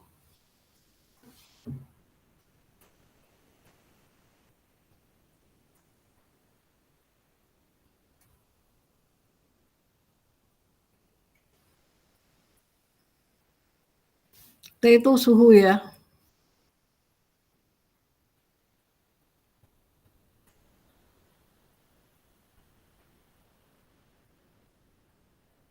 Oke, nah itu jadi ini MS itu dapat diganti dengan kapasitas kalor, lalu delta T, T awal kurangnya T akhir. Benarkah? Kenaikan itu positif akhirnya besar daripada awal. Ya ini tolong perhatikan baik-baik ini tentang T ya, delta T. Kalau menurut saya delta T itu ya T akhir dikurangi T awal. Kita selalu mengatakan delta itu keadaan akhir dikurangi keadaan awal ya. Oke, kita akan lihat di sini. Ini kalor jenis itu ya. Jadi kalau kapasitas kalor itu dikalikan dengan massanya. Kalor jenis itu satuannya apa? Joule per gram. Ya, sekali lagi S satuannya sama dengan Joule per gram. Ya. Sedangkan C itu satuannya adalah Joule. Gitu ya. Sekali lagi ini satuannya Joule per gram, ini satuannya Joule. Jelas?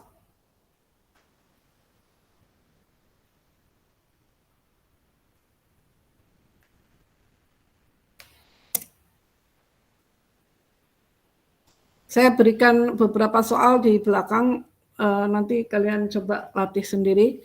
Berapa banyak kalori yang diberikan jika 869 gram batang besi didinginkan dari suhu 94 derajat Celcius menjadi 5 derajat Celcius.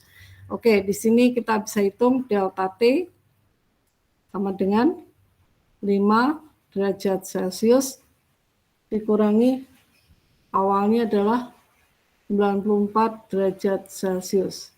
Jadi ini adalah minus 89 derajat Celcius. Oke, itu delta T. Kemudian yang berikutnya masanya besi MFE adalah 869 gram. Lalu sudah kalor jenis. Ya, kalor jenis S untuk Fe itu adalah 0,444 Joule per gram derajat Celcius, gitu ya. Joule per gram kali derajat per derajat. Oh, derajat Celcius.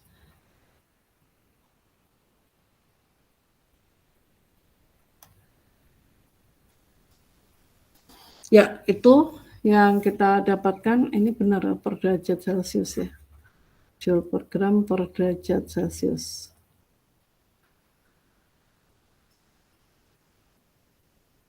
Nah, untuk tidak mengacaukan satuan ini, saya ada baiknya untuk menggunakan Joule gram pangkat min 1 derajat Celcius pangkat min 1 gitu ya. Lalu di sini Q.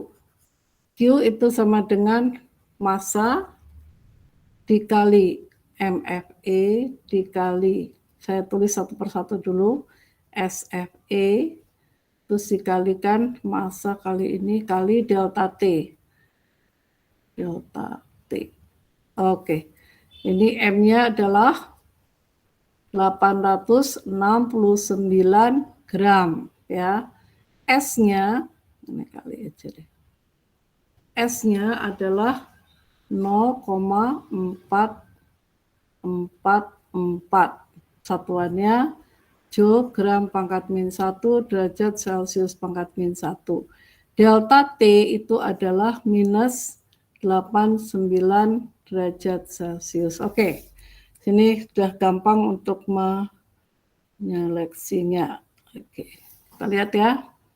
Derajat Celcius dengan derajat Celcius hilang. Gram dengan gram hilang. Jatuhnya jadi Joule. Ini dapatnya minus 34.000 Joule atau minus 34 kilo Joule. Ya. Gitu caranya.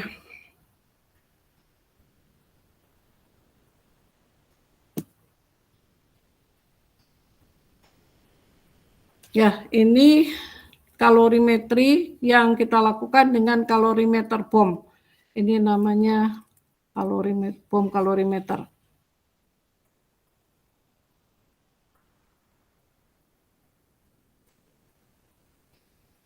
Bom kalorimeter ini volumenya tetap. Volume tetap. Berarti dia tidak ada perubahan volume.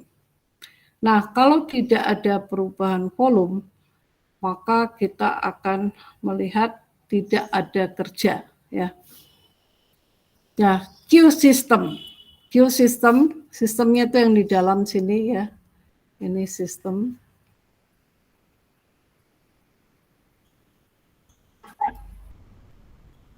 Bentar ya, bom kalorimeternya tuh ini sih. Bom kalorimeternya ini. Nah, sampelnya ini kemudian reaksinya terjadi di dalam sini. Jadi sistemnya ada di dalam. Sistemnya ada di dalam. Kemudian yang berikutnya ini adalah lingkungan. Jadi lingkungannya ini. Ini sistem ya.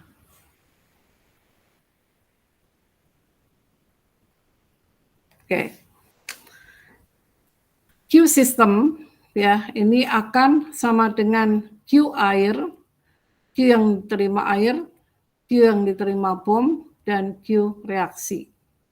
Ya. Jadi sekali lagi Q sistemnya itu sama dengan 0. Kenapa? Karena ini adalah pada volume tetap.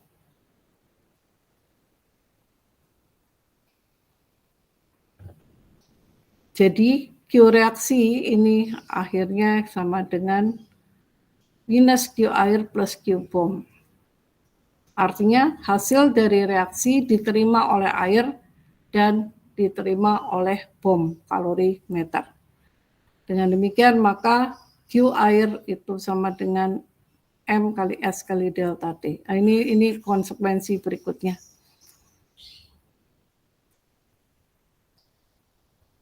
Ya, jadi Q bom adalah kapasitas bom kalorimeter dikalikan perubahan suhu. Nah, yang kita lihat di sini, kenapa Q system ya volume tetap, QV itu menghasilkan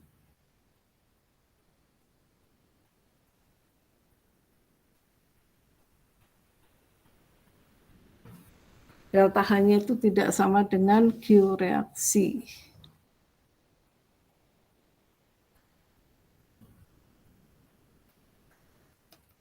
Ini yang harus diperhatikan, agak sedikit rumit ya.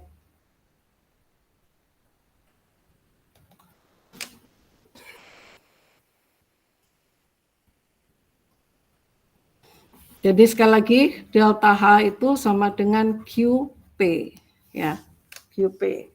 Kalau QV itu namanya delta U, lain lagi nanti. Oke, kita lihat ini aja, reaksi pada V konstan ini tidak sama dengan Q reaksi. Lalu Q air itu sama dengan apa? Sama dengan M kali S kali delta T. M itu M siapa? Massa air, S-nya spesifik air, delta T perubahan temperatur yang terjadi pada air. Oke.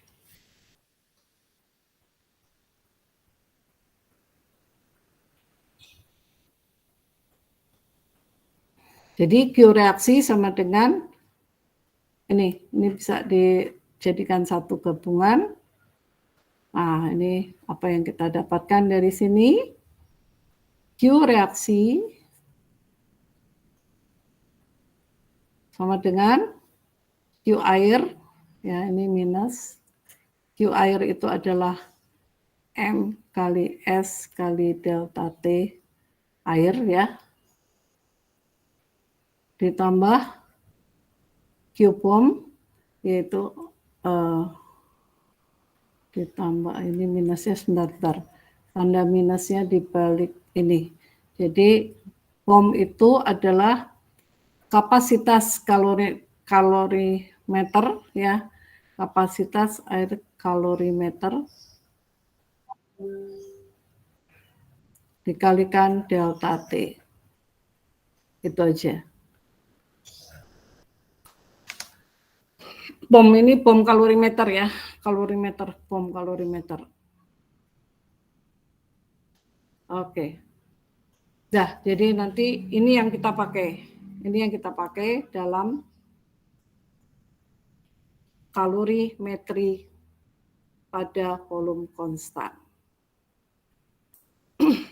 Kalau kalorimetri tekanan konstan, ini Q sekali QP sama dengan delta H ya. Ini tekanan konstan.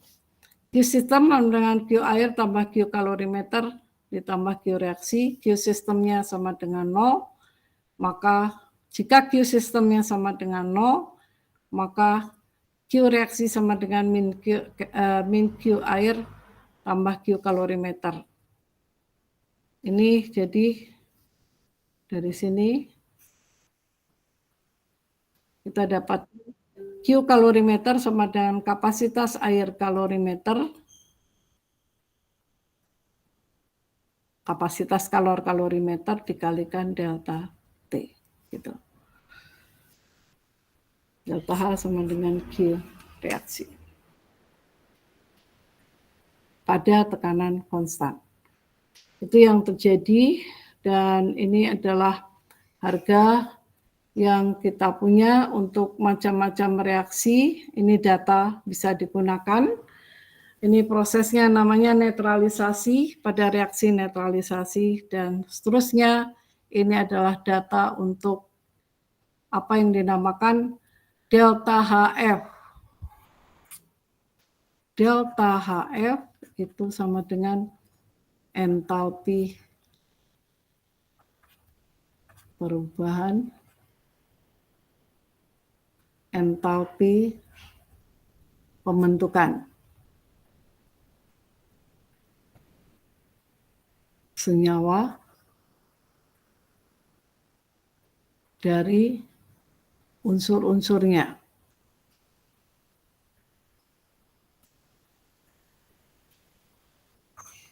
Pada keadaan dasar.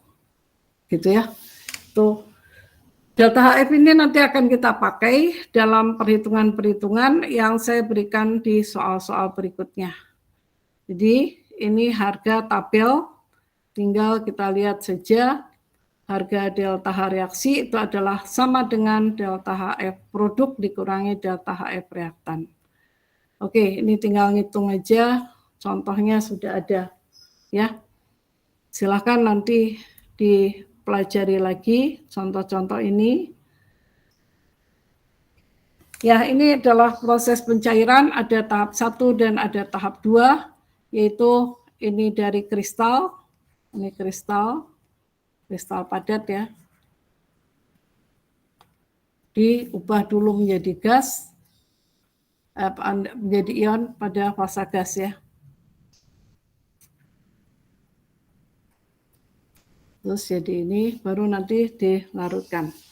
Oke, itu nanti kita bahas pada pertemuan tutorial. Kalau nanti saudara perlukan, kita akan tambahkan ini dalam tutorial yang akan dilaksanakan hari Kamis ya. Saya akan coba bicarakan ini. Oke, itu soal-soalnya dicoba dibuat. Ini ada 1, 3, ini soal nomor 2. Kemudian nomor 1, 3 sudah ada tadi, 2, 4, 5. Ini nomor 6. Ini nomor 7. Kemudian berikutnya adalah nomor 8. Ini kalau bisa semua udah bisa kuasailah. 10 ya. Benar nggak? 9, 10. Kira itu. Lalu yang nomor ini 1, 2. Ini saya berikan 2 saja. Yang soal kalorimetri. Oke, dicoba dibuat cukup banyak soalnya, tapi ini sekali lagi mewakili cara tes untuk melihat berapa penguasaan saudara. Oke, ya seberapa jauh penguasaan saudara. Baik, saya kira itu saja untuk siang hari ini, pagi hari ini. Silakan nanti kalau ada pertanyaan atau apa bisa diajukan. Terima kasih.